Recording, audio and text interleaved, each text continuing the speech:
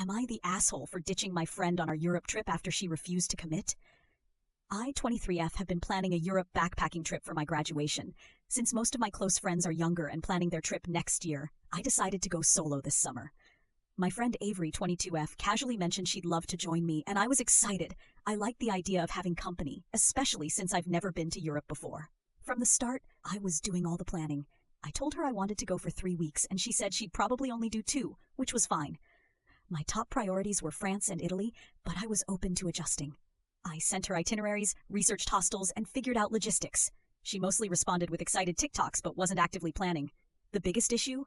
Booking the trip. For months, I asked her to book flights, but she kept delaying, saying we should book hotels first, or that she needed to check with her parents or sort out her summer job.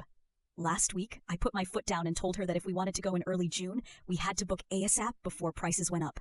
She promised we'd book that weekend, then nothing happened. On top of that, our travel styles were completely different. I wanted a high-end backpacking trip, staying in female-only hostels, meeting new people, and keeping a flexible itinerary. She suddenly decided she was too scared of hostels and only wanted to stay in hotels, which made the trip more expensive. She also insisted on pre-booking every flight, train, and hotel, while I wanted some structure but also the freedom to be spontaneous, maybe deciding last minute to go to Switzerland instead of Croatia, for example. Somehow, between our back and forth, we ended up with just Spain and Croatia, 2 places that weren't even on my top list.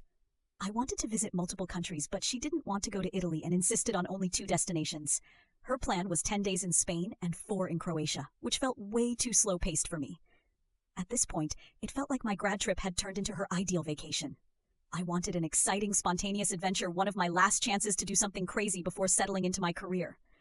Instead, she was pushing for a structured, rigid trip that felt like something I'd do with my mom or a retired couple.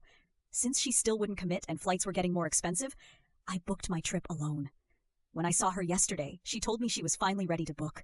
I told her I had already made plans to go solo, and she got really upset, saying I hurt her feelings and she couldn't believe I'd do this to her. I feel bad because I know she was excited, but I also gave her months to commit. AITAH for booking my trip solo.